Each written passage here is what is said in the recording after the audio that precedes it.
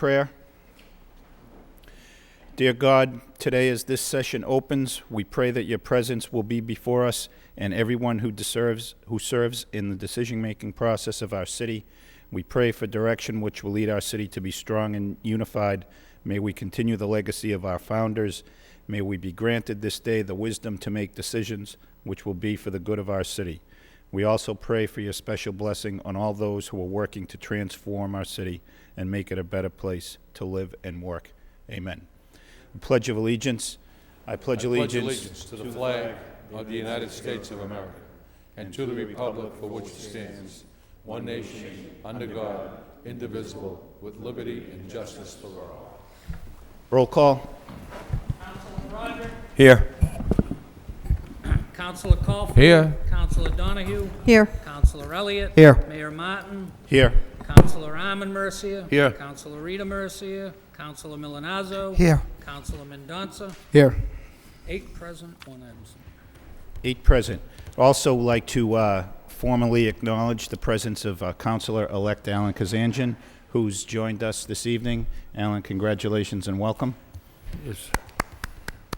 And Councilor-elect Lenzi is not with us this evening. He has a fairly unusual meeting of the Greater Lowell Technical High School School Committee, where he is a member and is asked that we note that he is there this evening. Unusual? They don't usually meet on Tuesdays. Oh, okay. We're not losing another superintendent. Right. So I'd like to recognize Councilor Caulfield. Thank you very much, Mr. Mayor.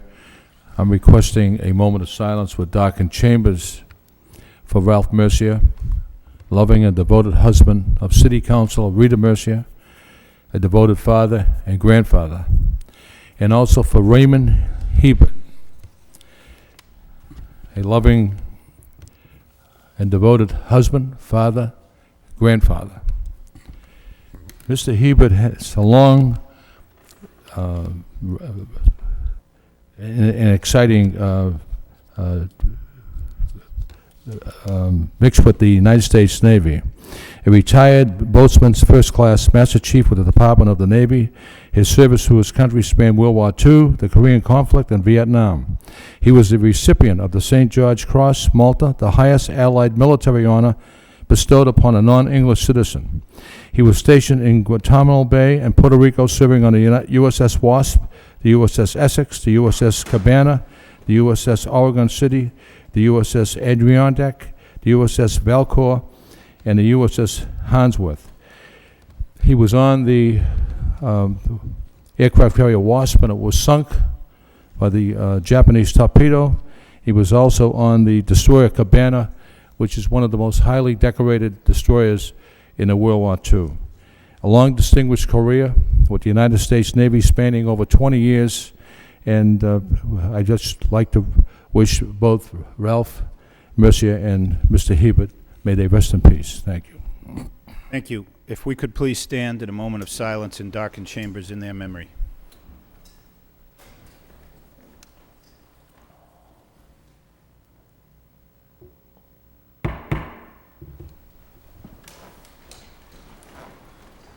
May they rest in peace. The first item on the formal agenda is approval of the minutes of the November 13 meeting. Motion to approve by Councilor Armin Mercia, seconded by Councilor Broderick. All those in favor, say aye. Any opposed? Hearing none, the minutes are approved. Under the city manager's portion of the agenda, there are several communications from the manager, responses to various council motions and requests. Any questions or comments on any of those items? Councilor Donahue. Thank you, Mr. Mayor. I want to thank the manager and the law department, as well as the election office, for responding to the inquiry that I raised last week. And let me just say that I think it, and maybe it wasn't stressed, and I think this goes a long way to stressing that. By no means is anyone suggesting anybody did anything intentionally or deliberately wrong at election offices.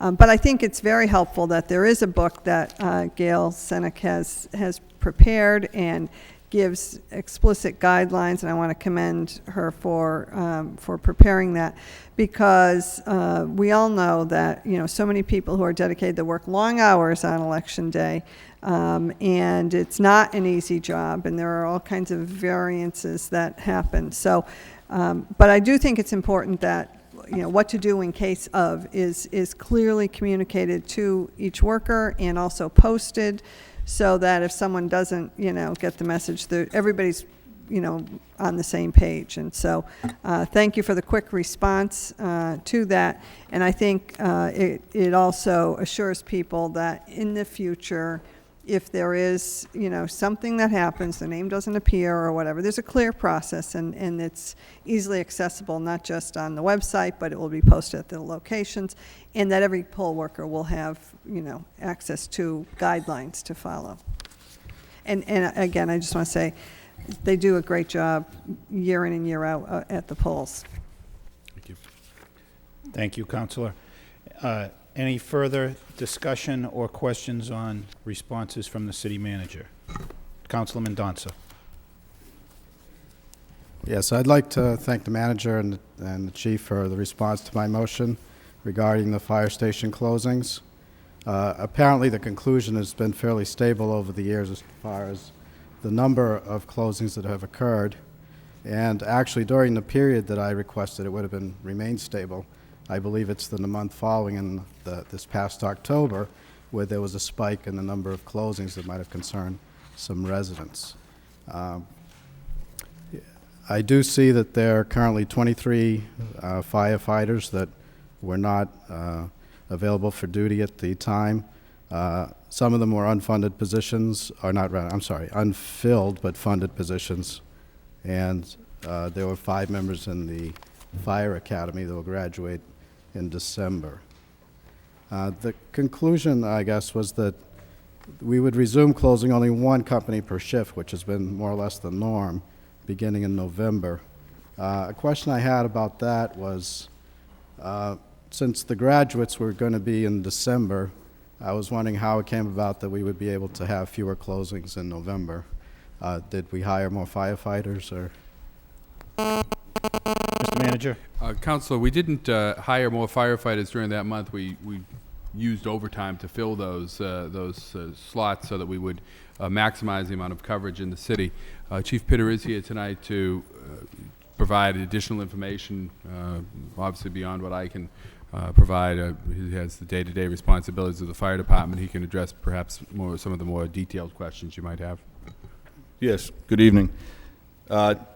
Due to the unforeseen position we found ourselves in, being down some 23 positions, normally after Labor Day we would go back to closing just 1 company. And after consulting with the deputy chief who handles the personnel, we decided to extend that through October, simply because of the many positions that we were down. Another of the questions that I have, through the mayor, of course, is that you said that the minimum manning for a company would be three firefighters with an officer and the 2 firefighters? That's correct, 3 per shift. But that's just for the shift. In order to maintain that company open continuously, how many firefighters does it take? Well, it would be 12. We operate 4 groups, so it would be 3 minimum per group times the 4 would be 12. Some companies do have extra people on certain groups, so sometimes you'll have a particular group with 4 people. And they don't usually end up working customarily they end up getting detailed to another house to fill in for the manpower. Okay. So I guess with almost 24 people out of service, that's almost the equivalent of 2 companies right there. Okay. Right. So I guess my other question would be, how many firefighters would it take to have on duty for there not to be any closings? And it seems like if we had a fully manned, with all the firefighters on duty, that could conceivably happen? Or how many would we be short? Well, of course, when you're looking at the minimum of 12 per company, you're not taking into account any time off issues. That's true. Sick leave, vacation. I did run an analysis, and just going by the time off that was used in '06, and I'm talking all time off, injury, sick leave, vacation, personal leave, AWOL, you name it, time off, to have covered all the companies, all 13 companies, without any overtime, we would have had to have had 247 men. Okay. We're I guess that funded, was we're the funded answer. for 201, Okay. so that's where the station closings come in, and it's all dependent on how much is funded in the overtime account. Basically dictates how many stations we'll have opened or closed on any given shift. Okay, and we did have to cut the budget this year in overtime. That's why you have to be more cautious with the use of the overtime. According to Figure 4 on your report, That's correct. We've The gone overtime budget was reduced for this from fiscal year. 620,000, 500,000. Correct. But so going forward, I guess this month and going forward, we'll be back to averaging one closing per shift. That's correct. As of Yeah, and that's November 4th, I believe, was the Sunday, which is the beginning of our work week. We've been And that's closing what- only one station. That's what your manning will allow under Excuse the me? That's what the current manning will allow under the budget. Right. Okay. Right. I want to thank you very much for the report. It's very enlightening. My And pleasure. you went much further back than I asked. I just asked for 3/4 and got 10 years. I was just trying to worth. dazzle you, Okay. throw you off. I think it was informative. It does appear that we'll be higher in closings this year because of the spike in October. Unless there's a great reduction, it looks like could be over 1,000. Well, once we for the get year. once we get the 4 guys out of the academy, and we're in the process of hiring 7 right now, we get them through the academy, that could help out toward the end of the fiscal year. We may have shifts where we don't have to close any companies. That would be very good. How soon do you how long will it take to get those new members in after the hiring in the academy? When do you We're looking anticipate? at January 6th to get them started in the academy, and it's a 12-week program. 12-week, Probably the so- end of March sometime. So into the last quarter of the fiscal year, probably. Right. Well, thank you very much for the information. I really Sure. appreciate it. Thank you, Chief. Mr. Manager? Counselor, one other point that I think and the chief and I discussed this earlier today, we're trying to get a little bit ahead of the curve for fiscal year '09, trying to determine the number of retirements that may be upcoming, people that may be leaving the force, so that we can move faster to get people into the academy, so that we are able to have them for most of the year, if at all possible. So we're going to try to get a little bit of a jump next year, so that we don't have that issue coming up. That's a good point. Was there a little notice in this year's retirements, or just in?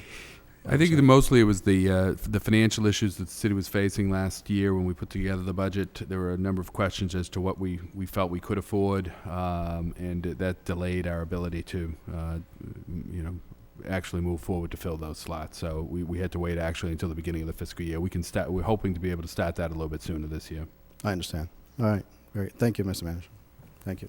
Thank you. Councilor Milonazo? Thank you, Mr. Mayor. Through you to the city managers, just to highlight your report regarding snow emergency parking policy for this coming winter, and just to let the viewing audience know that we have only 2 parking garages available to us this year, the Ayotte garage and the new Jam garage. Also, the special event rates will be in effect.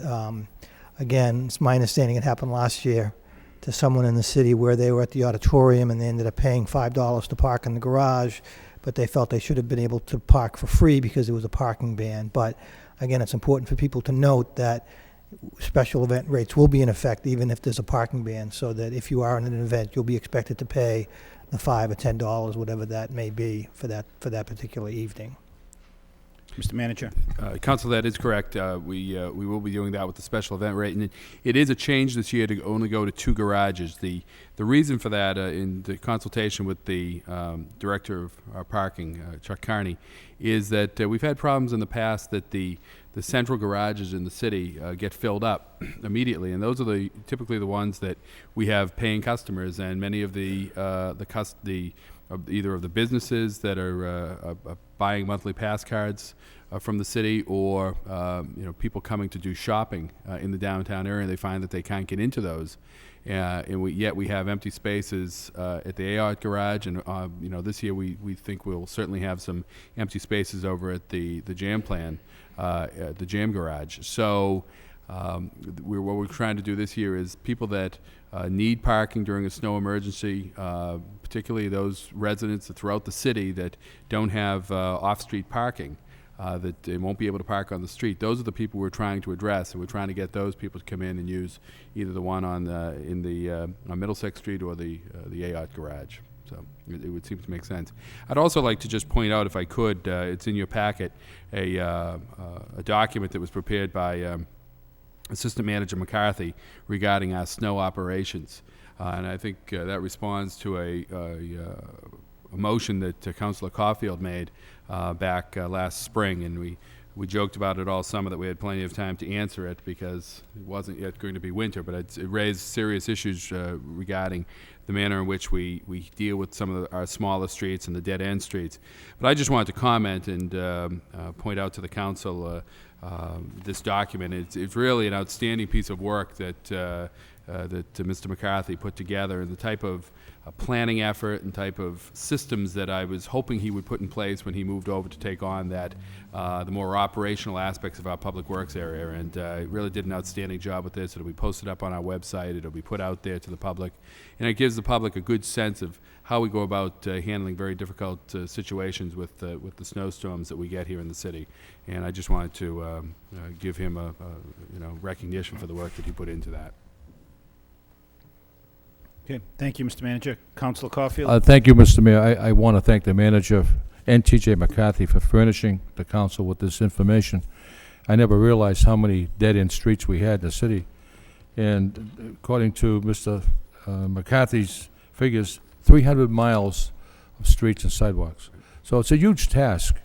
And whether it's 6 inches of snow, sleet and rain, it's a huge task. And the reason I filed the motion, there were some dead-end streets that weren't getting service right away, but I can see why. And it's a huge task to plow snow in the city. Okay. Any further items on reports from the city manager? A motion to accept the communications placed on file by Councilor Milonazo, second by Councilor Broderick. All those in favor say aye. Any opposed? The communications are accepted, placed on file. Next item is a communication from the city manager concerning out-of-state travel. Dear Mayor Martin, members of the City Council, attached is a request from Mark Young, Director of Wastewater, to send 3 wastewater personnel to the Collection System Pumper and Cleaner Environmental Expo in Louisville, Kentucky, February 27 to March 1, 2008. Expenses will be paid from the wastewater utility budget. If you have any questions, please let me know. Bernard F. Lynch, City Manager.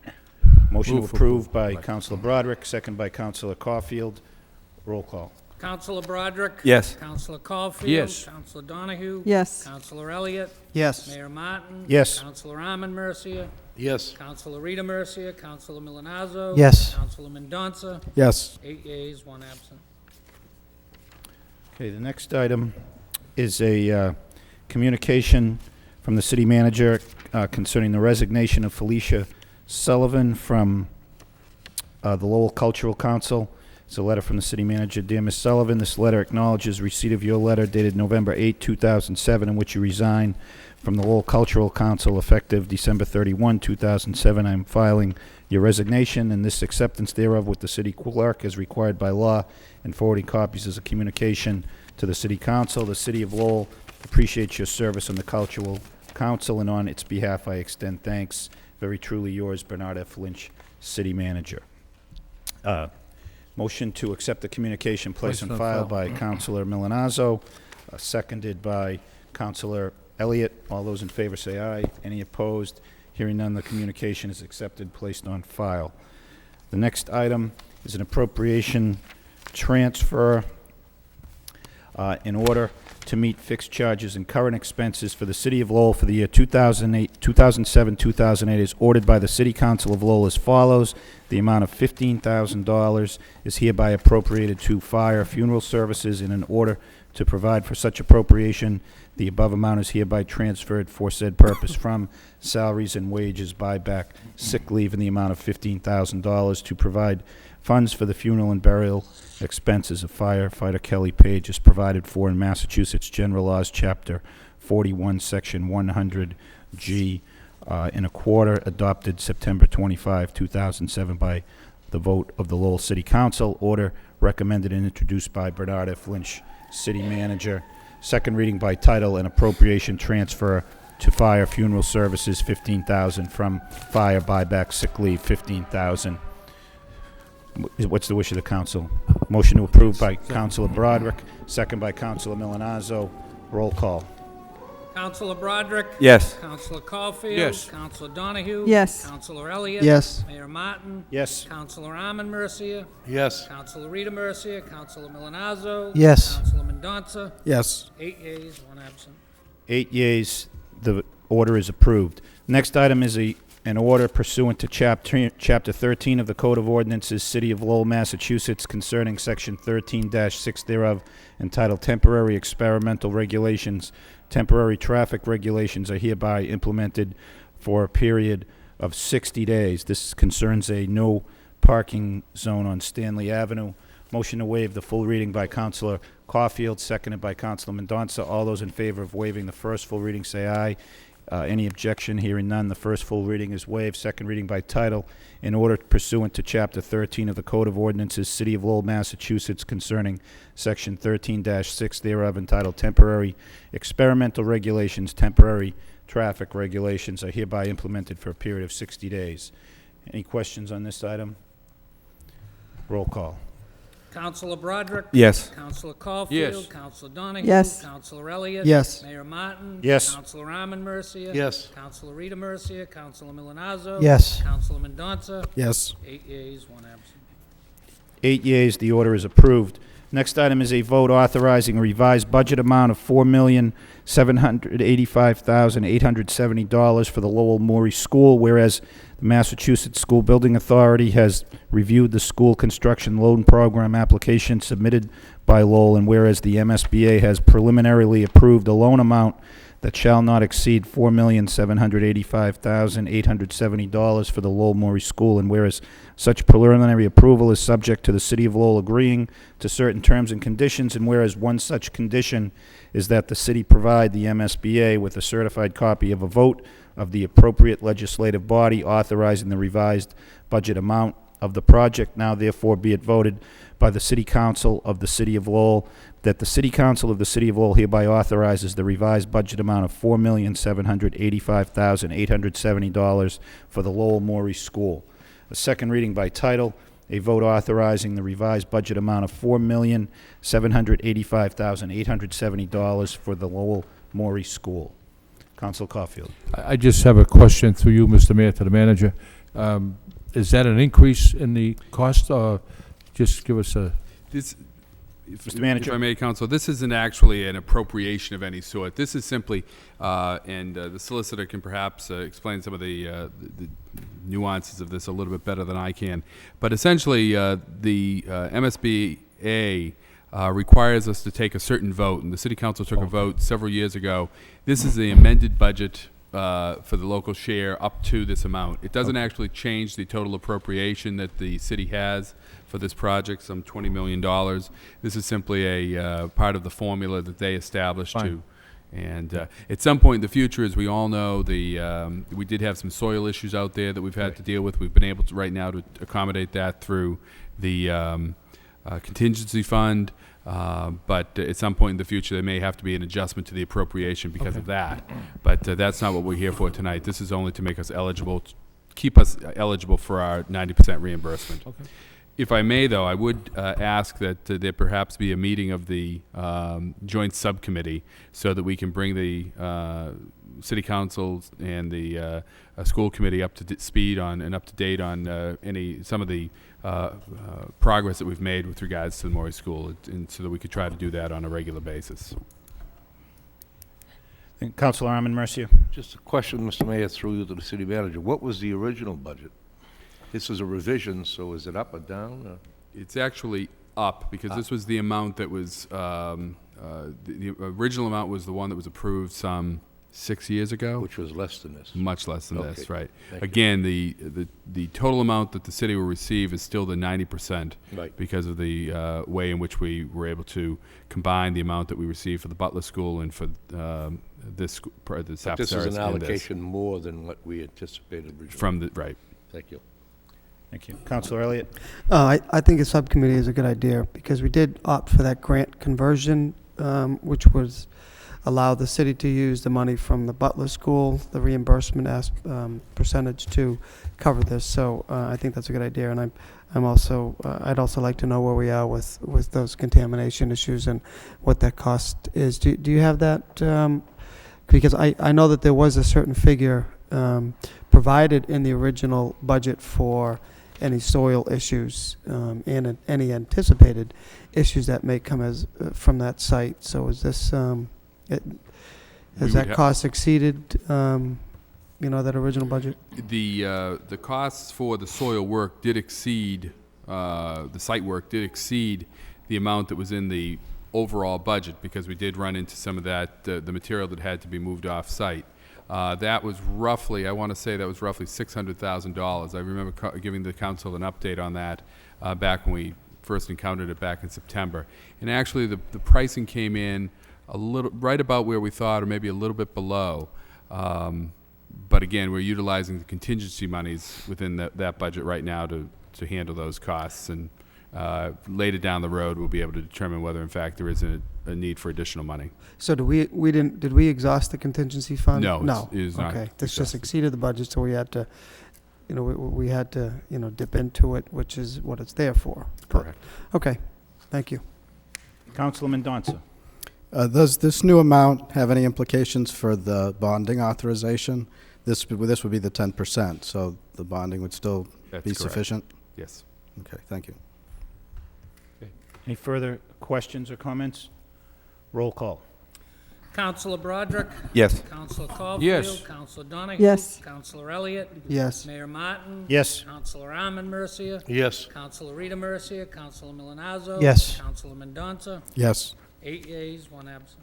8 yeas, the vote is approved. Next item is a communication from the city manager concerning the Lowell Housing Authority, notice of reappointment and request for confirmation. Dear Mayor Martin, members of the City Council, pursuant to the authority vested in me as city manager under Massachusetts General Laws, Chapter 121B, Section 5, I am reappointing Walter J. Flynn, 16 Mariner Street, Lowell, as a member of the Lowell Housing Authority. This appointment shall be for 5 years, expiring December 31, 2012, or such time thereafter as a successor is appointed and qualified. Confirmation by the City Council is required for this reappointment and is hereby requested. I would be happy to answer any inquiries you may have concerning this reappointment. Very truly yours, Bernard F. Lynch, City Manager. Any questions on this item? Move for approval. Motion approved by Councilor Caulfield, second by Councilor Broderick. Roll call. Councilor Broderick? Yes. Councilor Caulfield? Yes. Councilor Donahue? Yes. Councilor Elliott? Yes. Mayor Martin? Yes. Councilor Arman Mercia? Abstain. Councilor Rita Mercia? Councilor Milonazo? Yes. Councilor Mendonça? Yes. 7 yeas, 1 abstention, and 1 absent. 7 yeas, 1 abstain, 1 absent. The confirmation is approved. The next item is a vote approving the application for allocation of commercial revitalization deductions, CRD IRS Code Section 1400 of Jam Arts LLC, Nicode Holdings LLC, Wissatori Corp., John Ho, and Kazanjian Enterprises, Inc. This is a motion to waive the full reading on this? Move. So moved by Councilor Arman Mercia, second by Councilor Elliott. All those in favor of waiving the first full reading say aye. Any opposed? Hearing none, the first full reading is waived. The second reading by title, a vote approving the application for the allocation of commercial revitalization deductions, CRD IRS Code Section 14001 of the Jam Arts, Inc., LLC, Nicode Holdings, LLC, Wissatori Corp., John Ho, and Kazanjian Enterprises, Inc. This is an application for certain tax credits. I would like to note that Councilor Kazanjian is a member of one of these and has left the room. Also, just like to point out to the council at the request of the solicitor, that this matter was pending before DPD for many, many months, and in fact was finalized prior to the election. So there is no impropriety for the council to vote on behalf of an application of a potential, of a future colleague. Move approval. Motion to approve by Councilor Armin Mercier, second by Councilor Broderick. Any discussion? Councilor Elliott. Thank you, Mr. Mayor. Mr. Manager, could you go through an explanation? I know that we did adopt this commercial revitalization district or deduction in the past. But could you just follow up and give us an explanation on how this takes place and what effect it has? There's a job creation requirement in here in order to be eligible for this, correct? And I always had a question. Who checks on how many jobs are created? Is there a form? Is there a system? Is there a follow-up that the city follows through to see these jobs that they're created? Ask Assistant Manager Okay. Bakey to give an explanation of the program and address the specific question regarding the job creation. Sure, absolutely. Thank you, Mr. Mayor, members of the council, Mr. Manager. The CRD, the Commercial Revitalization Deduction Program, is one of the benefits that the city has available because Lowell is one of the only 40 communities in the country that has been designated a renewal community by the U.S. Department of Housing and Urban Development. This is a significant portion of the center part of the city is in the renewal community area, and any property owner who rehabilitates a building for commercial purposes or a portion of a building for commercial purposes is potentially eligible to receive a significant benefit on the way they can claim the deductions on their federal income taxes by doing so in a federally designated renewal community area. The city has annually the ability to allocate as much as $12 million worth of these credits, and in this particular case we're looking for the City Council's approval of about $6.5 million, which was the really everybody who applied who was eligible, who put a building into service in the applicable time period for this year. The review process, as you correctly pointed out, includes the property owner demonstrating that they will be creating jobs as part of the project. That job creation requirement does exist. That's reviewed before the project as part of the eligibility review, and then after the fact the city has a monitoring program where we do check and confirm that the jobs promised are actually created, similar to what we do with some of our other economic development programs that are tied to job creation, to make sure that we do have that done. Thank you, Mr. Bakey. Thank you. Okay. Any further discussion? Roll call. Okay, roll call. Councilor Broderick? Yes. Councilor Caulfield? Yes. Councilor Donahue? Yes. Councilor Elliott? Yes. Mayor Martin? Yes. Councilor Armin Mercier? Yes. Councilor Rita Mercier? Councilor Milonazo? Yes. Councilor Mendonça? Yes. 8 yeas, 1 absent. 8 yeas, the vote is approved. We'll now move to the public hearing scheduled for 7 p.m. The first public hearing is a request from Verizon for 10 feet of conduit and 1 pole location on West 6th Street. We'll open the public hearing for those wishing to speak in favor. Anybody wishing to speak in favor of this item? Anyone wishing to speak in favor? In favor? Anybody here from Verizon? Councilors, if I could, this was the result of a vote that the council took, I think either 2 to 3 weeks ago, as an emergency to allow the phone company to go in there and place the pole and the underground conduit. It was due to interruption in service. We allowed them to go in prior to the public hearing, so tonight we're just going through the process of having the public hearing. Okay, so that may explain why no one's here. The work is already in process or been completed. So we'll open the public hearing is open for those wishing to speak in favor. We'll close that hearing and open for those wishing to speak in opposition. Anybody here wishing to speak in opposition to the conduit and pole location on West 6th Street? Hearing none, that portion of the public hearing is closed.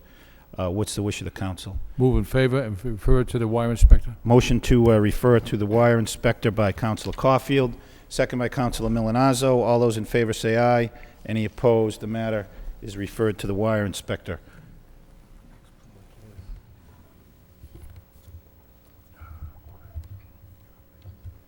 Okay. There is another public hearing scheduled, but the solicitor is still working on proper language for that, so I'd request to delay that till further in the meeting. So moved by Councilor Armin Mercia, second by Councilor Milonazo. All those in favor say aye. Any opposed? Hearing none. We'll take up that public hearing at the conclusion of the rest of the agenda. That brings us then to subcommittee reports. Councilor Caulfield. Thank you very much, Mr. Mayor. The Neighborhood Traffic Subcommittee convened a meeting this evening at 5:30, and the topic of the meeting was the requested parking spaces on behalf of South Bay school programs. Diane P. Corbin represented the staff, and it was decided by the subcommittee to have Ms. Corbin meet with DPD and Barton and come up with a solution to the parking problems. She indicated that there's a staff that works 9 to 5, and the priority should be for the clients. So we requested that she look into the parking garage to find parking spaces there, and if a handicap parking sign is requested, we will install that. But we just cannot give up parking spaces to a business such as this if there's a parking garage right nearby. So that was a motion brought forward by Councilor Kevin Broderick, and in attendance was Councilor James Milonazo, Councilor Eileen Donahue, Assistant City Manager Andy Sheehan, Ann Barton from DPD, and Jeff Gomes, the traffic engineer, and Council-elect Alan Kazanjian. Ms. Corbin will be meeting with Ann Barton and DPD, and I think the issue has been resolved. Thank you. Okay. Thank you, Councilor. Any further discussion on that subcommittee report? Motion to accept the report by Councilor Broderick, seconded by Councilor Mendonça. All those in favor say aye. Any opposed? The report is accepted. Any additional subcommittee reports? Councilor Elliott. Mr. Mayor, this is not a subcommittee report, but I would request a suspension of the rules to bring forth an issue that I think we should refer to the flood subcommittee based on an email that I got today, or actually all of us also got. Motion to suspend the rules by Councilor Elliott, second by Councilor Broderick. All those in favor say aye. Any opposed? Hearing none, the rules are suspended to take up this item. Thank you, Mr. Mayor. We all got an email today from folks living in the flood zone on next to the Clay Pit Brook area, and I'm sure I've also received calls in the past from people living in the Beaver Brook area concerning the residential land values in that particular area. So they've requested that that this issue be discussed at the city council meeting, but I thought it might be also prudent to have the refer to the manager and get a report and bring it to the flood subcommittee for a discussion, which will inevitably land it back here next week. So that's the motion, if my colleagues will. Okay. So motion to refer that matter to the city manager by Councilor Elliott, second by Councilor Armin Mercier, for a report back to the flood subcommittee. Right. Okay. Any further discussion on that motion? All those in favor say aye. Any opposed? Hearing none, the matter is referred to the city manager. Thank you, Mayor. Just along those lines, the flood subcommittee will be meeting. I'd like to schedule the meeting for next Tuesday at 6 p.m. following a finance subcommittee at 5:30 to discuss the auditorium bond issue. Thank you. Okay. Well, let me just, there was going to be another request to suspend the rules to set the public hearing for the minimum residential factor. Any objection to taking that item up now? We do have a communication from the Board of Assessors. Mayor Martin, members of the City Council, the Lowell Board of Assessors is requesting a public hearing be scheduled and advertised for Tuesday, December 4th, in order to allow the City Council to vote on the minimum residential factor. The minimum residential factor, MRF, is a factor that is used in determining the percentage of the tax levy to be paid by residential property owners. The vote is necessary to set the FY08 residential and commercial, industrial, and personal property tax rates. Thank you for your attention to this matter. Sincerely, Susan LeMay, Joel Cohen, Karen Golden, the assessors. Motion to refer this item to a public hearing on December 4th. By Councilor Caulfield, second by Councilor Broderick. Any discussion on that motion? All those in favor say aye. Any opposed? Hearing none, the matter will be referred to a public hearing on December 4th. That brings us to any other subcommittee reports? Okay. We do have two petitions. The first is from Danubia Santiago, 192 Suffolk Street, requesting a handicap parking sign. Motion to refer this petition to the traffic engineer for report and recommendation by Councilor Mendonça, second by Councilor Milanazzo. All those in favor say aye. Any opposed? Hearing none, the matter is referred to the traffic engineer. And the second petition is from Attorney James Flood on behalf of Stephen Biatti concerning the extension of Westview Road. This matter gets referred to the city manager and law department.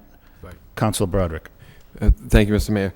On the petition by Attorney Flood for, on behalf of Stephen Biatti,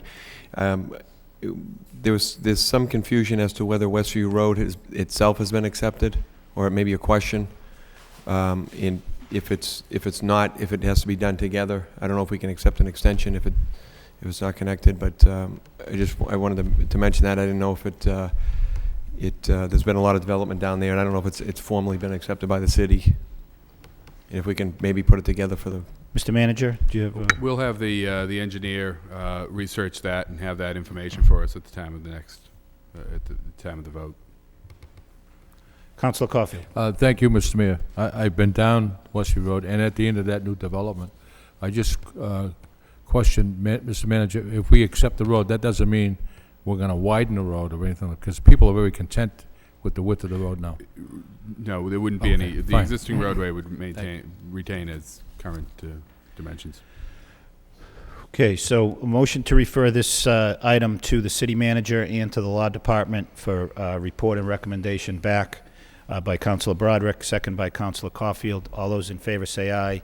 Any opposed? Hearing none, the matter is referred to the manager and the law department. There is another petition from Verizon requesting 53 feet of conduit in Western Avenue. This matter gets referred to a public hearing on December 4th. So moved by Councilor Milanazzo, second by Councilor Mendonça. All those in favor of sending this matter to a public hearing December 4th say aye. Any opposed? Hearing none, the matter will be referred to a public hearing on December 4th. Okay, that brings us to the motions. The first motion this evening is by Councilor Milanazzo. The City Council requests the city manager report on the proposed UMass Lowell student housing on Perkins Street. Second. Second by Councilor Caulfield. Councilor, there are some people registered to speak. That's fine. on this. Robert Doyle, 52 Lawrence Drive. Good evening, everybody. I want to say thanks to the city manager, Mayor Martin, and the city council for giving us a chance to speak here tonight. We have quite a few people here tonight from our facility. More would have been here, but it's Thanksgiving week. Many of the residents that live here had to go home to where they came from.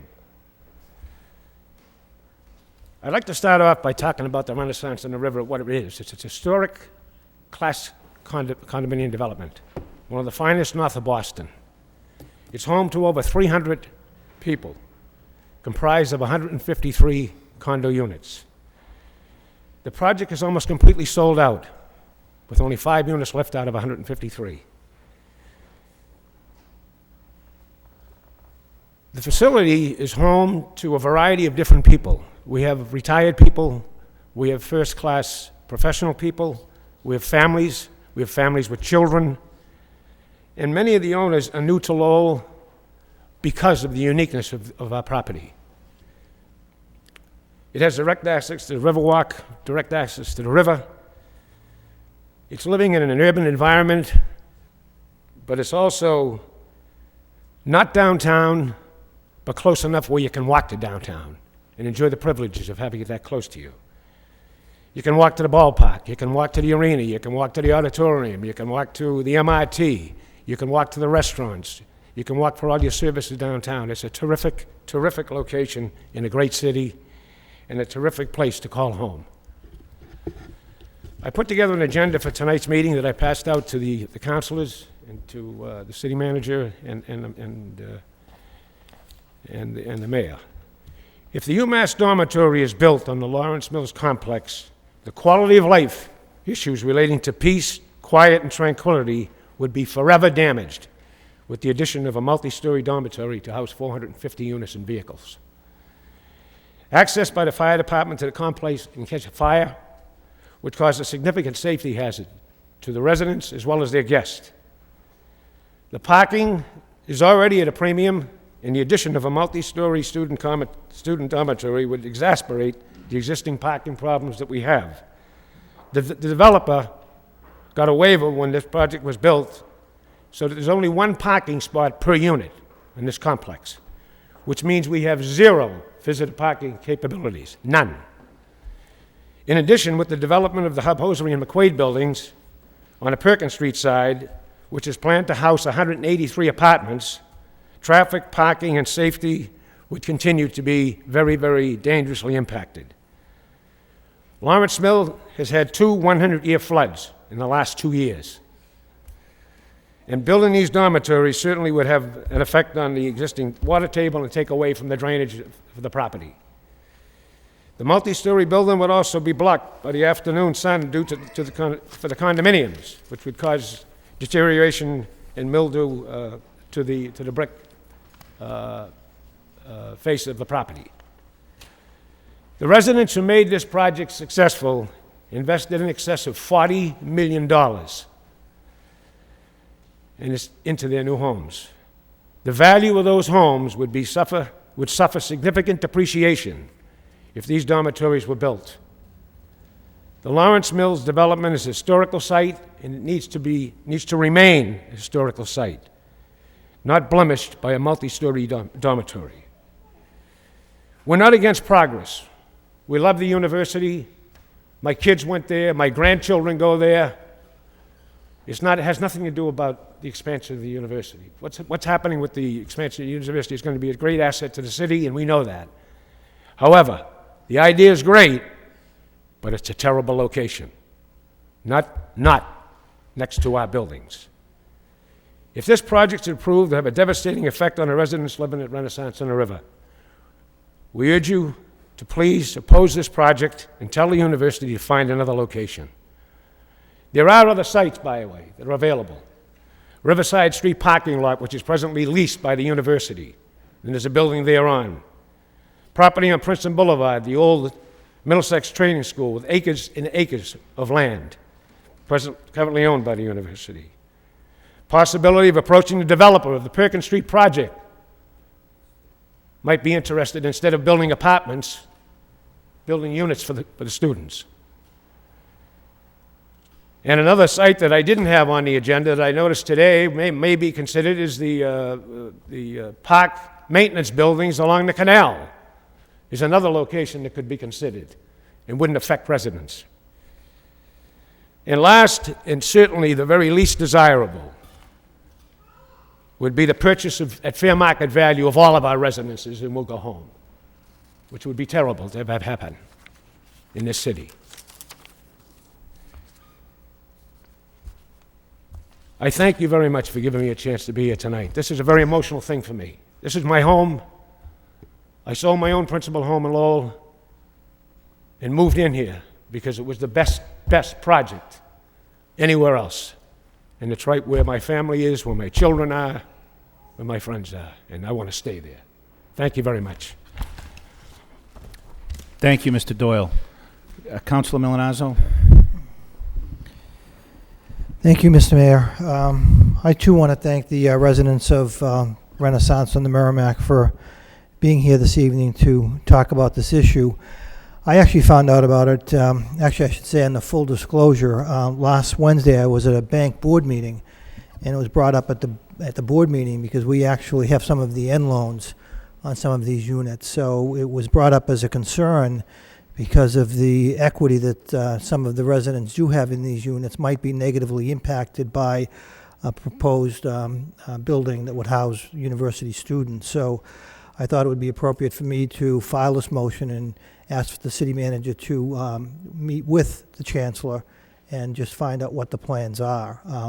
Again, I think we all support a good university, and I really do believe that under Chancellor Meehan it will become a great university. But I mean, I think there's a time and a place for everything, and as Bob has indicated, this is just not the right location for this type of development. As I mentioned, under full disclosure, we have some of the end loans there, and quite frankly, we're concerned as to what would happen to the property values at Lawrence Mills should this take place. So that's the reason for the motion. I think it warrants further study, it warrants discussion. I think it's very appropriate that the residents from Lawrence Mills are here this evening to voice their concerns that the manager can bring back to the chancellor. And just let's open up a dialogue and talk about what's planned for that entire neighborhood, and make sure that the residents at Lawrence Mills, they have input into what may or may not take place. But again, I think it's an important issue that should be addressed, and I'm hoping that the manager will meet with the chancellor and report back either through the housing subcommittee or the economic development subcommittee, so that we can keep the residents of Lawrence Mills informed as to what the status is. Thank you, Mr. Mayor. Thank you, Councilor. Councilor Broderick, you... Thank you, Mr. Mayor. I think this is a great motion. I wasn't aware of it till I saw it on the agenda either, and got some calls from residents, and thank them for coming down. It's an important issue. And you just touched upon, Councilman Milanazzo just touched upon, if you could meet with the chancellor, but maybe report back to a subcommittee or a joint, whether it's the housing or joint housing and economic development. I think it could be tied together, but as a venue for the residents to continue to stay abreast as to what's going on and have some input, or at least be heard. That was my only suggestion. So I don't know if you want to amend your motion, but I think it's a great motion. Thank you. Thank you. Mr. Manager, there are several councilors that want to be here. I don't know if you want to wait to hear from everybody first, or what's the wish of the council? We hear from the manager. He might answer a lot of our questions. All right, Mr. Manager, if I could, Mr. Mayor, I have spoken to the chancellor about this. You know, I've been certainly. This has been an issue that I know he's been talking about with regards to trying to increase the number of dormitory rooms at the university, and particularly in light of the recent decision to place the emerging technologies building over on the North Campus that will result in the elimination of a dormitory building that's over there.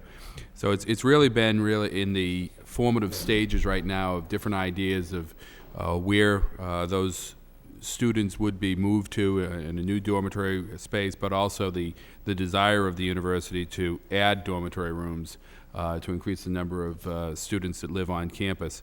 I am aware that, in fact, I spoke to the chancellor as late as today, and he assured me that there have been no decisions of any sort,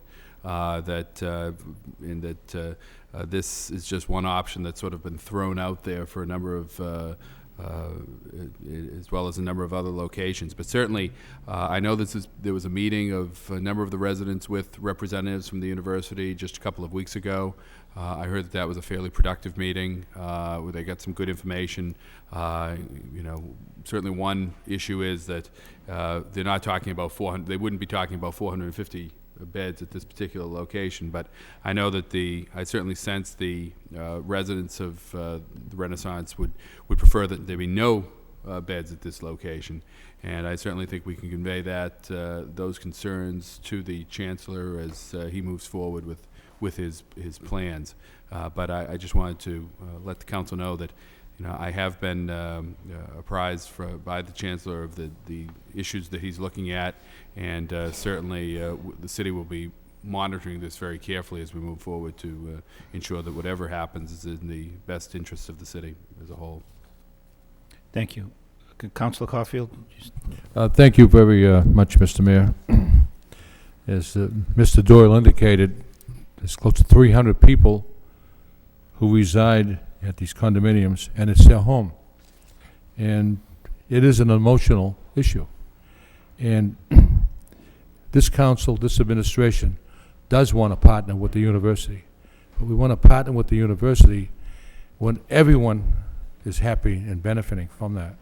So I thank the residents for coming here. It's a great motion, Councilor, and I think the word dialogue, we can create a dialogue with Chancellor Meehan. I know he wants to do what's best for the university, but on the other side of the coin, we have to do what's best for these people as well. So I will leave it in your hands, Mr. Manager, and I know you'll meet with Chancellor and discuss it. Thank you. Council Donahue? Thank you. Well, I'm pleased to hear that this is not a done deal, that it's an option, but there are other options being explored, and I think that's very, very important. As we all know, this is a very significant project that the city worked long and hard to make a reality, and did so under very difficult circumstances. Not just the project and the nature of the Lawrence Mills. It wasn't that long ago that it was just a bombed out looking, set of buildings, and now has become, a very desirable place to live. But, hundreds of people have placed their life savings there. The city has staked, a life savings, so to speak, as far as the waterfront. The state has put in a significant amount of money. And so it's a very, very important project, and an adverse move could really devastate all the progress we've made there. And I don't think anybody wants that to happen. I'm sure the Chancellor doesn't. But, when people hear this and they read it in the paper as though, 400, and by the way, I think it's a terrible place to put a dormitory on the river there, personally, in light of what's going on there. Anything else would be better. And whether it's 150 or 160 or 460, it's really immaterial. It's just not a place for a dormitory, period. And though I can understand that students may say, I'd like to live on the river. Well, I would have too when I was in college. But that can't be what drives this decision. And so I think everybody has to work together. And I think by no means do I think the residents are overreacting or pushing a panic button. That was a very alarming story to read. And so I think, it's good that there's a dialogue. It's certainly encouraging that the university is putting out feelers and looking at other things. But I think this has to be, monitored by the city so that the city knows when we get these calls, as we all did from people who live there, we have an answer for them as to what stage this process is. And so I think it's a good suggestion, whether it's economic development or what, to send it to, so that we can get a full report from the university. What are they doing? What are they planning? And let's start looking toward working in partnership. There hasn't been a lot of building on state campuses statewide for many, many years. There hasn't been appropriations for that. I know the governor has a bill pending to do significant building at the state colleges. And so the city of Lowell's never faced the conflict that other places like Newton or, that Boston College, and how it impacts neighborhoods, or MIT, or, in Cambridge and so forth. But if there is going to be building, that's a very serious process that the city has to undertake, again, in the spirit of cooperation and partnership with the university. So if that was, I don't know whether the maker of the motion had agreed to send it to a subcommittee, but I think it's a good place to get representatives from the university and the neighborhood in a room so that everybody has a full, up-to-date report as to what's going on. Thank you, Councilor. Councilor Armin Mercier. Thank you very much. There is absolutely no doubt in my mind that the value of those homes that we all work so hard to get developed would depreciate tremendously. It is not the place for dorms. I know one is a suggested site here, suggests the Hub Hosiery and McQuaid building. I think that would produce the same results. This is not a place to put dormitories. I would have loved to see the nanotechnology building placed there instead. I think that this memo that we received from the residents should be sent to the Chancellor and also sent to our delegation to make everybody aware that this is not a good idea. This is not a place to put dormitories, especially when there's so much invested by the state and the city in the renaissance on the river. So I'm delighted to see the motion is before us. It goes to a subcommittee, and I would hope that the city clerk make sure that the chancellor gets this memo and that the delegation get it also, because it says an awful lot. Thank you. Thank you, Counselor. Councilman Donza. Yes, I do remember being at the, when they announced the Nanotechnology Center and the Biotechnology Center, that the chancellor did talk about the student housing, and I think the residents are right to be concerned, because at that point he indicated that that was his preferred site for the same reasons they stated as to why they bought their properties, and that was access to the downtown for the residents. I think, though, that we should understand the role in the process. If it's state-controlled land, do our zoning bylaws have any effect on it? I don't know that we have the answers today, but you could bring it to the subcommittee meeting, and to let the residents know exactly where we stand in the process and who are the right people to communicate with, whether it be a DCAM from the state or the university itself. I'm sure the council will be supportive of their efforts moving forward. So if you get that information, I think it would be good to have for the subcommittee. Thank you, Counselor. Counselor Elliott. I agree. I think I'll support the motion. It's a good motion to get an understanding as to what this project is all about and what the other alternatives are. When I started getting the emails, I immediately contacted the manager because I didn't know anything about it and sort of felt caught off guard, only to find out that there was a subsequent or a meeting taking place with the residents. But after getting calls and additional emails, I think that we do have to have a meeting and have a discussion. This site is right smack dab in the middle of that Lawrence Mills project, and Council Dunny was right. I mean, we sat here taking vote after vote, having meeting after meeting with DCAM to get this project moving with the developer, and it's turned into something that we're proud of and something that we like to speak of, and I'm not convinced putting by any stretch putting a dorm right next to that development with 153 units with only 5 units left. I mean, that's a success story. And while we do want to work with the university and we do want that campus to grow, we have to do it, in the best interest of the people that live there. I'm very surprised to learn that this project received a waiver. Is that correct, Mr. Manager, to have to have 1 parking space per unit? That is correct. I think we need to take a look at that. I don't know how many cars kids come with these days, but it seems like almost every... This is... Oh, that's the Lawrence Mills. Okay.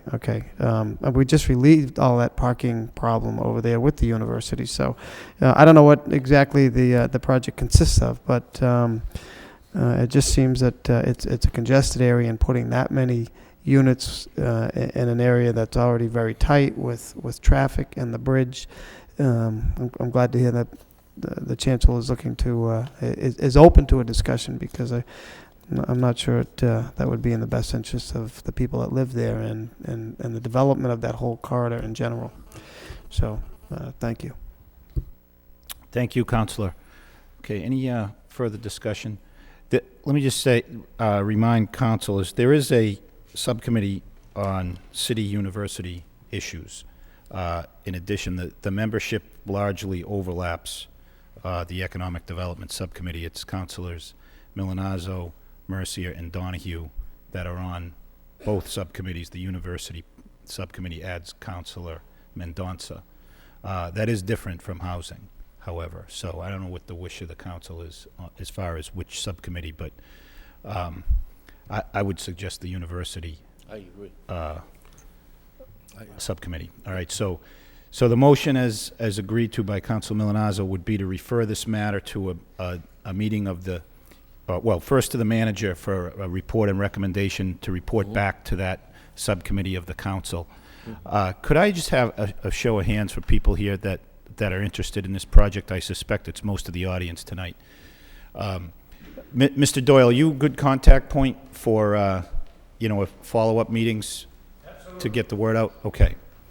Mr. Mayor, I think Yes. Paul Marion would like to say a few words about this. Is that all right? I know he didn't register, but I'd like to suspend the rules to allow... Okay, him to so... speak. Motion to suspend. Motion to suspend the rules by Council Elliott, second by Council Armin Mercier, to hear from Mr. Marion at the university. All those in favor say aye. Any opposed? The rules are suspended. Mr. Marion, did you... Hi, Thank you, Mr. Mayor, Mr. Manager, councilors, all our neighbors at the university. It's actually the second time we've got together on this issue. When we heard about Councilor Milanazzo's motion, the chancellor asked me to attend the meeting tonight. I'm the executive director of outreach. My job is to listen, to bring back the voice of the community, bring the message of the university to the community. It's a two-way street. We certainly hope that everything the university does adds value across the community. You know, whether it's the sheer existence of the university as an institution of higher education, or specific investments that have been made on what we call the East Campus, the millions of dollars into the baseball park, the multi-million-dollar rec center, our hoped-for upgrade of the Institute for Plastics Innovation, where we're hoping to have a $9 million upgrade there across the street. So certainly, our goal is to bring value, to the city. Chancellor Meehan, from the start, has made it a signature of his chancellorship to have a transparent process. All along, our intention was that this would be a open and transparent process with public dialogue. With the discussion of the RFPs, there's actually two RFPs under discussion. One would be a general RFP open to developers across the city. The second would be an RFP, for this site. With that process would come the establishment of a housing committee on campus, which would review all of the proposals, and part of that review process would be a high level of public input.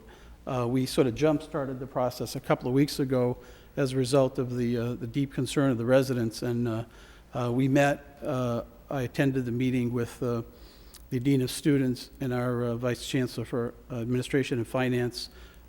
We're taking very seriously the concerns and the comments, and we'll work very closely with the manager and whatever subcommittee may be assigned this topic. Thank you. Okay, thank you, Mr. Marion. Councilor Donahue. I just had a quick question, Mr. Marion. Has the RFP already been issued for this particular site? No, It has not. I mean, it's in a preliminary stage. Okay. We would anticipate sometime in January having RFPs go out. So. All right. Well, I mean, that's good to know, and I would hope that we could have this subcommittee before an RFP goes out, because I think it would be very helpful for the city to, I mean, maybe, well, I don't want to say, but maybe we don't even have to go down that route if it's clear that this is not acceptable. But thank you. Okay. Okay. Anything further on this topic? Okay, so then all those in favor of the motion to refer this matter to the city manager, report back to the subcommittee, at which time we will notify the folks here tonight through Mr. Doyle when that meeting will be held, and certainly be a public meeting at which you're all invited to attend. So all those in favor of that motion say aye. Aye. Any opposed? The motion is approved. Okay, that concludes. Oh no, there is an additional motion by Councilor Broderick, although that does conclude that topic. The next motion by Councilor Broderick is that the City Council request the city manager provide copies of the letter from the State Department of Records and provide a report on the status of the settlement agreement with DRA concerning the Stocklosa School. Second by Councilor Milanazzo. Councilor Broderick. Thank you, Mr. Mayor. I filed the motion because there was reference to a letter from the Department of Public Records in the newspaper last week, and we have a copy provided for us. That was one of the points of the motion, and I appreciate the copy of the letter. The second, another issue brought up in the motion is the status of the either settlement or lawsuit, whatever the deal is with DRA in the Stocklosa School. I know we were waiting to finish the punch list, and I was wondering if there is an update in terms of what the status is with the settlement itself, or are we going to file suit, and when? This is something that's been kicked around. This whole report, the whole executive session issue. We voted. I think this came up a couple months ago, and it's a very sensitive issue. I don't think any of the council members like to go into executive session, and we all have concerns when we do that. The perception is that we're trying to hide something or not disclose things, and I know that that's not the case. And the other alarming part is that apparently, there's a source coming out of the executive session to the newspaper as to an opinion as to what went on in there. And that, that to me is alarming, and I don't know what effect it may have as we try and reach and negotiate a settlement with DRA. We're going to have statements in the newspaper that there was, lack of oversight, but no financial hanky-panky. It blows my mind. We're trying to reach a settlement to recover money for the city and the taxpayers of the city of Lowell, and then we're going to have people talking out of school. I don't know what steps can be or should be taken. I haven't been on a very long time, but I haven't seen something like this happen before at an executive session. But the concern I have is that the whole thing is being painted in a bad light. I think this came up 2 months ago. We took a vote, 7-2. Wasn't the quote-unquote divided council. This was a simple issue that it was a document. It's not a public report. It was a document that was requested in anticipation of litigation, a legal opinion, not an expert opinion. It's not something that's discoverable in a lawsuit. This is our counsel. We hired them to give us an opinion. And that's what the purpose of having that, asking for the opinion is, to be able to keep it to yourself so that you can posture your case and maximize your recovery. It's very, very simple. It has nothing to do with finances or audits, things that are thrown in the, thrown out there. You could have provided a summary. What would the summarize what's in the protected document? It's nonsense. It's really just nonsense. And to say the stonewalling, we had a punch list that's taken almost 2 years to finish. This has been a troubled project, to say the least, from the beginning, from the heat to mechanicals. I guess I'd like to, obviously, I want to find out what the status is of the punch list, but to go out and say that this is just stonewalling and rumors could have been dispelled by a summary, to put one person or anybody in the city in front of the rest of the taxpayers is just, to me, is just totally nonsense, and it would be a breach of our duty as councilors. We're supposed to do what's best for the city. When this is done, it can all come out. If people think there's going to be some type of light shed on this whole issue, that's fine. Everybody, when there's no more privilege, then we can talk about it. But until that time, I think we have a real concern here that we're jeopardizing our ability to settle this case or maximize the settlement. DRA is going to be paying attention. They're going to be looking to see what we're doing and what's being thrown about. They have their own defense of this case, I'm sure, and they would love to know what we think our weak points are if we're going to go into a negotiation with them. It makes no sense that this keeps coming up. But at the same time, I do recognize the fact that it has been a very long process, and I would like to see it come to an end as quickly as possible, Mr. Manager. Thank you. Thank you. Mr. Manager? If I could, Council, just to address several of your points and give you the information you're looking for, and obviously we'll put this in the form of a written report as well. I did provide you with a copy of the letter tonight. When you asked for a copy, I was pleased to be able to just hand it over to you tonight. Just if I could speak to the letter a little bit, because there's been some misinterpretation, I think, in some quarters in the city regarding this letter, as if it's some that we're being put on the hot seat in terms of having the Supervisor of Public Records ask for this information. This is the way the process works, just so everyone understands this, that in this particular case, it was the local newspaper that asked for a copy of the document. We, for all of the reasons you just mentioned, believe that this would not be in the best interest of the city to release this document at this time. It is part of our ongoing process to line up ourselves for the litigation that is imminent. And we discussed this in executive session. Right there, it has its own protection under the public records law. And so we simply responded to the Lowell Sun that, in fact, that we could not provide this document for those reasons. It wasn't in the best interest of the city. They then appealed that to the Supervisor of Public Records, and the Supervisor of Public Records has a responsibility to investigate. And part of their investigation is they send out a letter to the keeper of the records, in this case it was to me, basically asking that we provide them with the documents, we provide them with our rationale for not making this public, so that they can review it and render a judgment. And in fact, they even go through this in their own letter, are very clear that, even though they come up to their judgment, we do have a right of appeal to go to the Attorney General after that. It's basically a form letter, albeit customized for our particular situation with the exemptions that we're claiming. And, they just very politely ask us for the information so that they can do their job. And to make it out as, again, that it's somehow we're being pursued by the supervisor of public records, or that we're being put on the hot seat, is really a misrepresentation of the facts. And it's very, once again, it is unfortunate. There is a situation here that has been a long project. It has had its problems. The punch list was completed just about 4 or 5 weeks ago, that we got all the work done.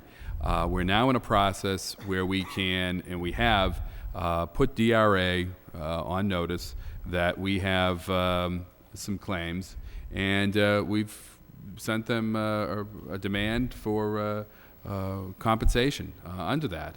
We've already had one mediation session with DRA several months ago, in which we tried to resolve many of these matters. So it is in a situation where it's ongoing litigation, and to release it. And frankly, I couldn't agree more. I think that with many of your comments, I'm not sure what the purpose of, or the focus on this is, because it's very clear that the City of Lowell has a legal matter before it, in which we have an opportunity to recoup some money that should come to the taxpayers of the city. And I don't know why there's this, constant demand that could jeopardize the city's interests. But in any event, we have, as I say, we have sent that demand. We have had mediation sessions. We have already been in touch with Mr. Cody from the Supervisor of Public Records for the state, indicating that we're willing to turn over every document that he wants to see. The basis of our refusing to make these documents available at this time. And we'll just have to wait and see what he does, and then have to make a determination from there of where we proceed. I think all the councilors would agree that we would like to see this matter resolved as quickly as possible, obtain the money that we believe the city is entitled to, and then release this document and put this issue to rest. But at this point in time, we obviously are looking to protect the city's interests here, and that's paramount. Just a couple of Councilor Broderick. Yep. Is the mediation by contract, or is it elective by agreement? The mediation was mediation, actually, that had taken place quite some time ago. But in the context of the upcoming lawsuit, it's, again, further evidence that there are claims here. And they're not just claims on behalf of the city. There are claims in the past that DRA has raised and will continue to raise against the city. They have not yet formally filed anything yet.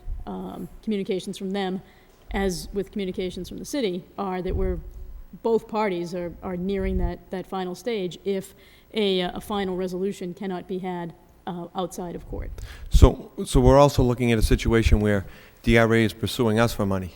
So it right. could be not only a matter of not recouping some money that we could be entitled to, but we could be looking at writing another check in addition to losing money. So? That's correct. Okay. Thank you. Councilor Armin Mercia. I think there's too much information already tonight. We cannot allow the law department or the manager or the city council on this issue be driven by the media. We just can't do it. That's very simple. As you know, I voted not to release the thing. I voted to support the law department. Been involved in these things before, and we are pursuing the right course.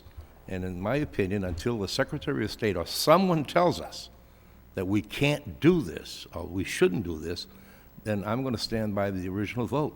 Have it pursued by the law department in the best interest of the city, and it cannot be driven by the media, no matter how much interest they have in this. And so I believe that if the Secretary of State at some point says to us that we have no right to withhold that information, then we'll release it. But until that happens, I think that we're pursuing the right course, and I think there's too much information about lawsuits even this evening on this issue. I just want to leave it in the hands of the manager and the city solicitor's office. Thank you. Councilor Donahue? Thank you. Well, I said it before and I'll say it again. I wish we could release this document. I really do. So, but that said, you know, it's no surprise the media does what they want to do. They bring, you know, these claims for freedom of information. They want this out. And we have to stand and follow the advice. You know, I will say that it is troubling that, and by the way, by no means accurate, but it's troubling that someone is writing about what happens in executive session once again. This isn't the first time that's happened. And that's why everybody has always, and I've always been reluctant to even go into executive session. But, you know, right now it's the interest of the city, as has been put forward, that we're there to protect. We're not there to protect some little, you know, gossip. We're there to just protect the interest of the city. Like it or not, that's our job. That's what we're put here for. But, you know, there's going to come a time, and you know, people look the other way. And by the way, I'll stress, inaccurate. But we've got a newspaper writing about, this is what we say happened. No, either they're just making it up or someone's feeding them something. But there's going to come a time that I think this city and this council have to take a stand and demand an investigation. And that route is the district attorney when someone violates executive session. You know, you take an oath, you swear to, you know, abide by the rules, not just of, you know, this council or of the city, but of the Commonwealth of Massachusetts and the laws of the United States. And there are specific statutes as to executive session. There's specific penalties about that too. So it's not a joke, you know, and you know, the Lowell Sun doesn't take that oath. The Lowell Sun doesn't have any such duty. They have other duties if they're true journalists as far as being fair and accurate and all that kind of stuff. But they don't have executive session obligations like we do. Oh, I think they do. Well, you know, and so there will be a time that if a member of the council or someone who's in executive session has harmed the city by playing fast and loose and talking out of school, then, you know, people have to be held accountable. And there are specific penalties under the law for that. And I think, you know, just always giving it a pass and say that's what happens. Well, maybe taxpayers won't feel that way if they ever got tagged with paying a bill they shouldn't have to pay because someone played fast and loose to curry favor or play games. You know, it's not that funny. But, you know, that said, I'm going to continue, you know, doing what, for the time I'm sitting here, what my job is, and that's to follow the advice and follow the law, quite frankly. Once we went into executive session, that's where it belongs. That's where it stays, period. Thank you. Councilor Caulfield? Thank you very much, Mr. Mayor. The construction of the Stockloser School, the entire construction of the school, all the negatives to the school, I want to see closure brought to that school. I want to see closure brought to the entire school. It's a great school. It's a beautiful school. But I believe half the schools we built, there was some sort of litigation to every one of them. But this one here it seems to be going on and on and on. I want to bring closure to it. And I'm glad that Councilor Broderick brought this forward. Thank you. Councilor Elliott? Well, I voted to keep this in executive session because that's where I think it belongs. There are legal issues. We are about to embark on suing people. I think we're discussing, I think that the more we discuss this, the more we jeopardize the city's case to recoup money on issues, performance issues, that we are duly owed. So I don't know why they're people think there's a secret here. There's plenty of legal issues pending that we're not asking for report on. But I don't think it's in the best interest that we continue to discuss this, because we may as well just tell DRA what we're going to do. And I don't want to say anything more. It belongs in executive session. We asked for a report. We paid for a report from a legal firm to give us guidance in what direction we need to take. I mean, the project has been, it's a beautiful school, but it's been a disaster from the beginning, from the time we put the shovel into the ground. And I think it's, the taxpayers deserve to get in return what was not performed, not how the contractors didn't perform, so we have an obligation to go after them, or the architects, excuse me, and recoup that money. So I hope, I hope this is finally the end, and when we do settle this case, all of us here want to release it. There is no secret. It's a legal issue. It's in the best interest of the city, and I think the less we discuss this until it's settled, the better off we are, and the better off the city is. Thank you, Councilor. Any further discussion on the motion? All those in favor say aye. Any opposed? The motion is approved. We do have one last item. This is the public hearing that was continued from earlier in the meeting concerning the weight limit at the University Avenue Bridge. So let me read the vote. Vote authorizing the city through its Department of Public Works to post the University Avenue Bridge pursuant to Massachusetts General Laws, Chapter 85, Section 35, at a restricted weight of 4 tons.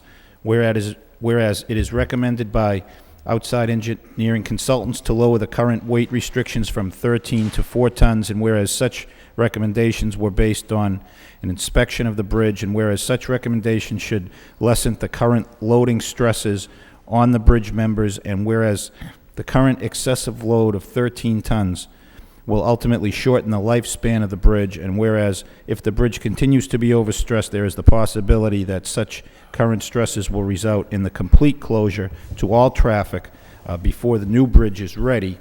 Now therefore be it voted by the City Council of the City of Lowell as follows, that the City Council of the City of Lowell hereby authorizes the city through its Department of Public Works to post the University Avenue Bridge to a restricted weight of 4 tons. Second reading by title, a vote authorizing the city through its Department of Public Works to post the University Avenue Bridge pursuant to Massachusetts General Laws, Chapter 85, Section 35, at a restricted weight of 4 tons. We'll open the public hearing for those wishing to speak in favor. Anybody wishing to speak in favor of this item? Anybody wishing to speak in favor? Hearing none, that portion of the public hearing is closed. Anybody wishing to speak in opposition? In opposition? In opposition, hearing none, that portion of the public hearing is closed. What's the wish of the council? Council Caulfield. Move for approval, and I'll state why. It's not that we want to, we have to. And in order to give that bridge a little more life and keep the traffic flowing for vehicle traffic, if we don't do this, we could end up with no bridge at all in 6 months. So I applaud the manager for bringing this forward. It's something that we have to do. Thank you. Motion approved by Councilor Caulfield, second by Councilor Broderick. Any discussion on the motion? Roll call. Councilor Broderick? Yes. Councilor Caulfield? Yes. Councilor Donahue? Yes. Councilor Elliott? Yes. Mayor Martin? Yes. Councilor Arman Mercier? Reluctantly, yes. Councilor Rita Mercier? Councilor Milonazo? Yes. Councilor Mendonça? Yes. 7 yeas, 1 reluctant yea, and 1 nay. All right, we're going to count that as a yay. So 8 yeas, the vote is adopted. I just have one announcement before we adjourn to remind residents that this Saturday, November 24th, is the annual City of Lights Parade. It kicks off from the corner of Jackson and Central Street at 4:30, proceeds down Central and down Merrimack, and we'll have a tree lighting ceremony at City Hall at 6 p.m. Plenty of activities for kids and of all ages, people of all ages, so we encourage everybody to attend, and there are photos with Santa after the tree lighting ceremony and a UMass Riverhawks hockey game at 7 p.m. That evening. So everybody is invited to attend, and I hope many people do take off take the opportunity to attend. It's a great way to kick off the holiday season here in the city, and usually we get a terrific crowd for that event. Happy Thanksgiving, Mr. Mayor, and And everyone. Happy Thanksgiving to everybody here and to the residents at home on behalf of the city. Motion to adjourn by Councilor Armin Mercier, second by Councilor Milonazo. All those in favor say aye. Any opposed? The meeting stands adjourned.